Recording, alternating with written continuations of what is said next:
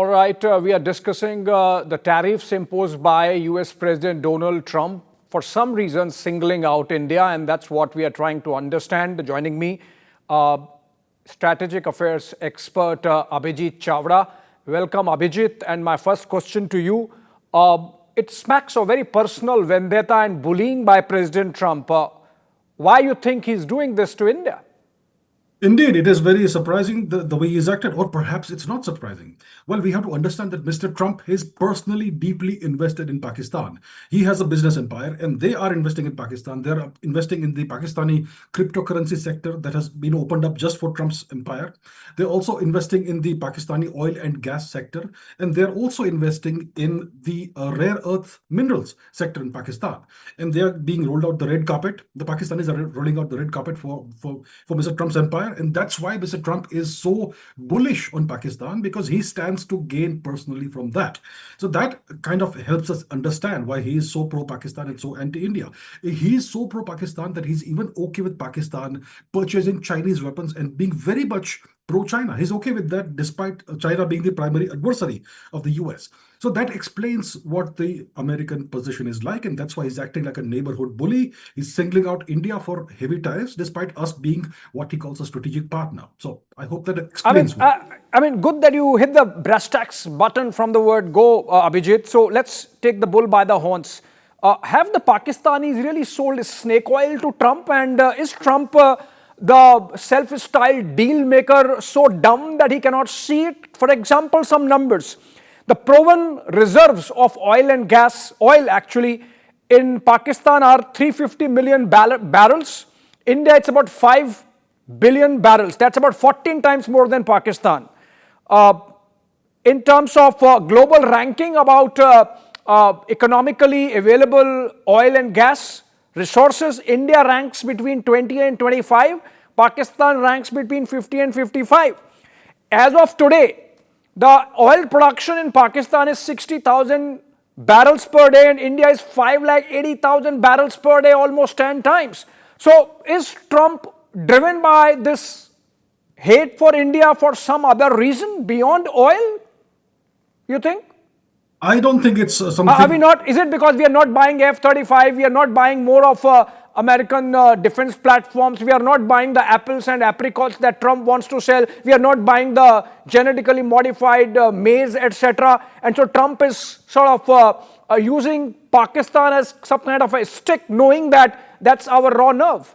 The US has always used Pakistan as a stick to beat India with. And the fact is that Trump wants everybody to kowtow to him. He wants everybody to be super deferential to him. And the Pakistanis are doing that. And for us, he expects us to buy their agricultural products, which are genetically modified. He expects us to buy their F-35s. And he expects us to become a US vassal. And that's not going to happen under the leadership of Prime Minister Modi. And that's why he's super upset. Now, when it comes to the Pakistani oil and gas reserves, they are significantly smaller than ours. But if Trump is the only guy who has access to that, well, it's great for his business empire. And that's why he is so pro-Pakistan. So the American president is actually jockeying for his business friends, for his business firms. And we know the crypto deal, obviously, never denied by the White House. So effectively, he's using his office as the president of the United States to strike very personal private deals. Yes, he is using his presidency, his office of the president, for personal gain. Isn't this a conflict of interest? Isn't this something you're not supposed to do, but he's doing it openly and blatantly? So clearly he has some kind of deal with those who really run the country. Then in which case, what should be India's strategy? Stare down Trump because he's there anyway for just 3+ more years? Well, we have plenty of leverage. People may not realize this. We need to wait out the Trump term, and it actually doesn't matter who is the US president. They're always going to have this attitude towards India. So India controls a $150+ billion services export market to the US, particularly in IT and business process outsourcing. If they play bad with us, then we could do something about that. We could impose reciprocal tariffs on the Americans. We have tremendous geopolitical leverage vis-a-vis the Quad and all the other initiatives. We have all kinds of other alternative economic partnerships with the US. Even the H-1B visa, if we say that we will no longer participate in that, it will be a huge blow to the US IT and other technological sector, we have plenty of leverage. So we cannot allow the Trump administration to bully us. We have to stand up for ourselves. And the fact that they're upset with us indicates that we are taking a strong pro-India stand and we are not bowing down and becoming an American vassal. So that's great. All right, last question to you, Abhijit. There is a certain price, it seems, that we have to pay for our strategic autonomy. How do you communicate that to our home audiences? We have to tell the home audience that we have two options. Either we stand on our own and face some hardships, or we become a sellout nation like Pakistan, where the government is essentially selling off the country piece by piece, parcel by parcel, and you will have no self-respect left, and whatever is it's going to be an East India Company kind of situation all over again. We don't want to go back to those days pre-1947. For 250 years, we were enslaved by the Anglo Empire. Today, it's the Anglo-American Empire. We don't want to be in that position again. So our self-interest, our self-respect, and our sovereignty has to be kept paramount. Absolutely, Abhijit. On that note, I think that's a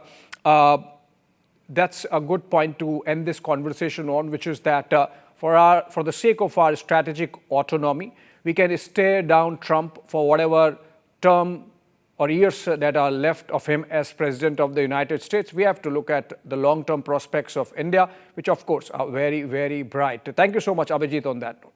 Most welcome.